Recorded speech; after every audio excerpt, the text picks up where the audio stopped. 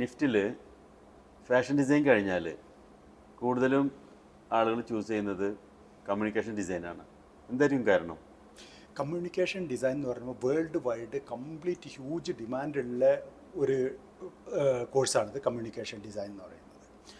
അതായത് കമ്മ്യൂണിക്കേഷൻ ഡിസൈനിൽ 5 പേരുടെ ജോലി ഒരാളെ കൊണ്ട് ചെയ്യിക്കുക എന്നുള്ളതാണ് കമ്മ്യൂണിക്കേഷൻ ഡിസൈനർ പറയുന്നത്. സപ്പോസ് ഒരാൾ കമ്മ്യൂണിക്കേഷൻ ഡിസൈൻ കഴിഞ്ഞിട്ട് ടൊയോട്ട കമ്പനിയിൽ വർക്ക് ചെയ്യുകയാണെങ്കിൽ ടൊയോട്ട കമ്പനീൻ്റെ ബ്രോഷർ ഡിസൈൻ ചെയ്യണം, അവരുടെ സ്റ്റിൽ ഫോട്ടോഗ്രാഫി, അവരുടെ വീഡിയോ ഫോട്ടോഗ്രാഫി, അവരുടെ ലോഗോ ചേഞ്ച് ചെയ്യണമെങ്കിൽ, അവരുടെ കളർ തീം ചേഞ്ച് ചെയ്യണമെങ്കിൽ ഇതൊക്കെ കമ്മ്യൂണിക്കേഷൻ ഡിസൈനർമാരാണ് ചെയ്യേണ്ടത്.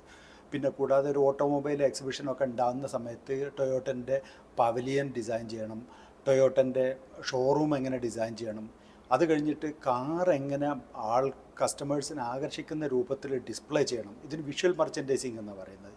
ഇത്തരം കോഴ്സുകളൊക്കെ ഒന്നിച്ചുള്ള ഒരു പാക്കേജാണ് ശരിക്കും പറയുന്നത് കമ്മ്യൂണിക്കേഷൻ ഡിസൈൻ എന്ന് പറയുന്നത്.